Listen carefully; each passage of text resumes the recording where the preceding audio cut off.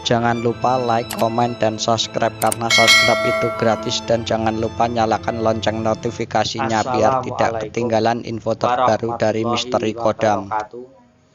Alhamdulillahirabbil alamin. Pada kesempatan kali ini kita semua masih diberikan kesehatan oleh Allah Subhanahu wa taala.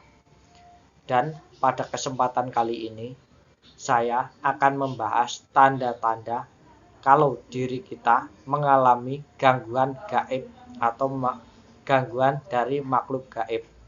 Entah itu dari pelet, teluh, santet, guna-guna, ataupun sihir yang lainnya. Tanda yang pertama, biasanya akan terdengar suara ledakan atau suara benda jatuh yang di dalam rumah. Biasanya entah itu suara batu yang jatuh di genteng ataupun suara yang lainnya. Tanda-tanda yang kedua adalah biasanya diri kita ini kalau mengalami gangguan gaib biasanya akan sering bermimpi, bahkan hampir setiap malam atau bisa dikatakan setiap malam. Tanda-tanda yang ketiga, kalau diri kita mengalami gangguan gaib adalah mendengar sesuatu bisikan yang didengar oleh orang yang mengalami gangguan gaib tersebut.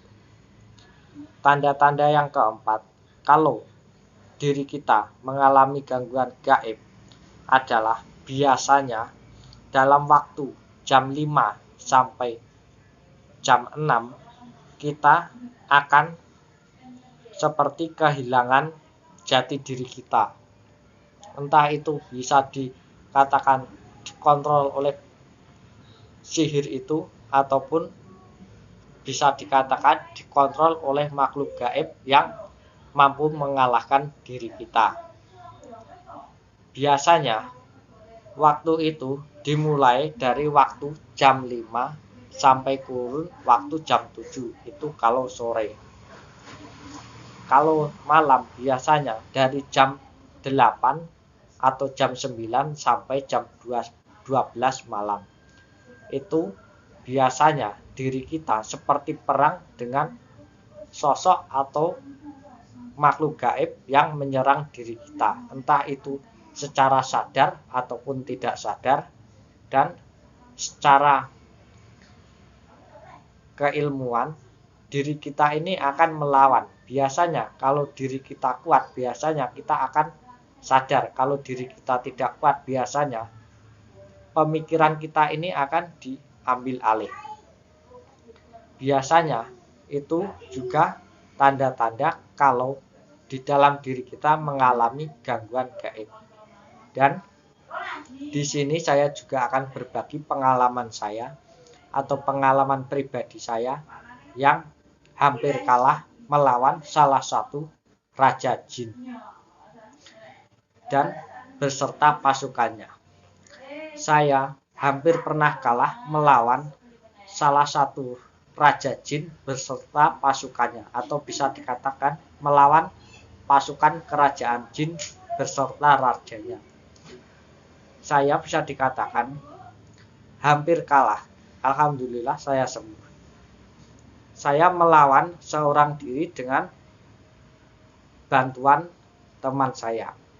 Akan tetapi karena mungkin saya kurang memadai untuk melawan, akhirnya saya kalah dan saya tumbang sampai 2 bulan.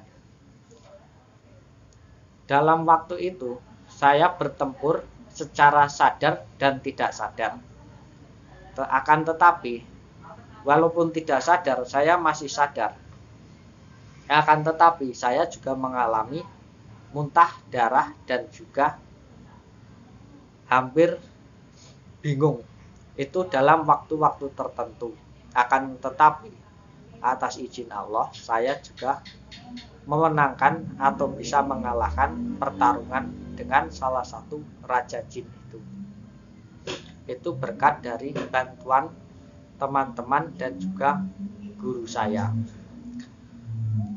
Itu juga pengalaman saya pribadi yang telah melawan sebuah golongan jin atau pasukan kerajaan jin berserta rombongannya atau pasukannya. Bisa dikatakan yang saya lawan ini lebih dari 500 pasukan jin. Dan saya sendiri hanya bisa mengalahkan sekitar 300-an. Akan tetapi alhamdulillah saya bisa sembuh dan sehat kembali seperti biasanya. Itu terjadi di tahun kemarin. Itu juga pengalaman saya pribadi tentang bertempur dengan pasukan jin. Bisa dikatakan kalau kita mengusik raja jin, maka kita akan bertempur secara besar-besaran. Kalau yang kita hadapi ini memang benar-benar sebuah jin yang mempunyai kerajaan. Ya kan, saya sudah mengalami sendiri. Itu juga saya hampir kalah. Akan tetapi berkat bantuan teman-teman dan guru saya juga bisa kembali sehat dan kembali untuk beraktivitas seperti biasanya. Akan tetapi semua itu menjadi pengalaman untuk diri saya pribadi agar tidak terlalu gegabah untuk menghadapi makhluk yang tidak kasat mata. Banyak orang yang bilang saya kena ini, kena itu, padahal mereka tidak tahu. Karena saya sendiri yang membuat kesalahan, karena saya sendiri yang mencoba menantang. Dan pada akhirnya saya ini hampir kalah. Dan saat hampir kalah ini saya meminta bantuan kepada teman-teman dan juga guru saya.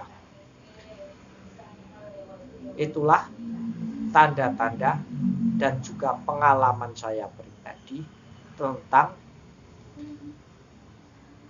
gangguan gaib atau tanda-tanda orang yang mengalami gangguan gaib. Untuk pembahasan kali ini sampai di sini. Assalamualaikum warahmatullahi wabarakatuh.